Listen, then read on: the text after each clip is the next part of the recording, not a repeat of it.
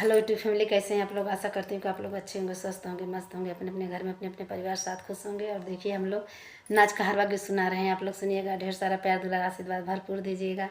और वीडियो देखने के लिए तहे दिल से धन्यवाद आप लोग को। ये नाच का हरवा गीत सुना रहे हैं हम लोग। चलिए।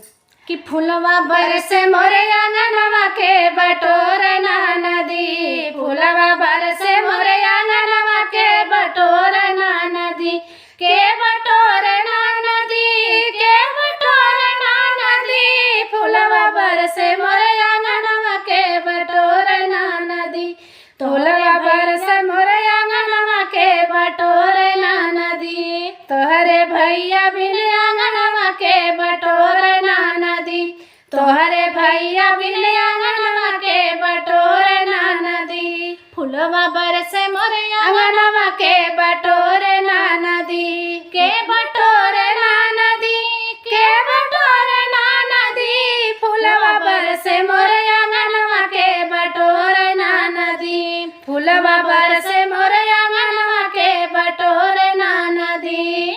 चार महीना रही गरमी के दिनवा, गरमी के दिनवा हो गरमी के दिनवा, चार महीना नदी गरमी के दिनवा, गरमी के दिनवा हो गरमी के दिनवा, हे डोलावे ना नदी, हे डोलावे ना नदी, तोहरे भैया बिन बनिया के डोलावे ना नदी, तोहरे भैया बिन बनिया के डोलावे ना नदी, फुलवा बरसे मोरे आंगनवा के बटोरे ना नदी, फुलवा बरसे मोरे आंगनवा के बटोरे ना नदी।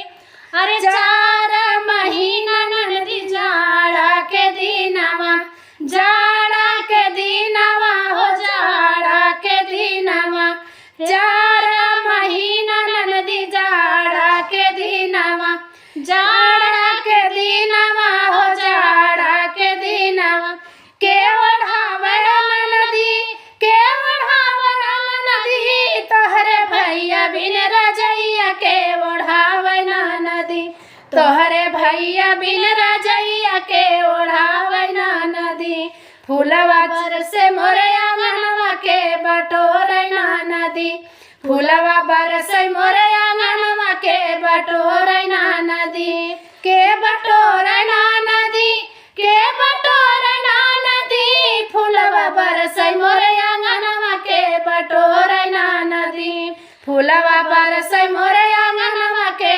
बटोरे ना नदी। अरे चार महीना रज बारिश के दिनवा, बरखा के दिनवा हो बरखा के दिनवा, चार महीना नदी बरखा के दिनवा, बरखा के दिनवा हो बरखा के दिनवा, के छावे ना नदी हो के ओढ़ावे ना नदी, तोहरे भैया बिन छतरिया के ओढ़ावे ना नदी, तोहरे भैया बिन छतरिया के ओढ़ावे ना नदी, तोहरे भैया बिन छतरिया के ओढ़ावे ना नदी, के ओढ़ावे ना नदी, के ओढ़ावे ना नदी, तोहरे भैया बिन छतरिया के ओढ़ावे ना नदी, फुलवा बरसे मोरे आंगनवा के बटोरे ना नदी, फुलवा बरसे मोरे आंगनवा के बटोरे ना नदी।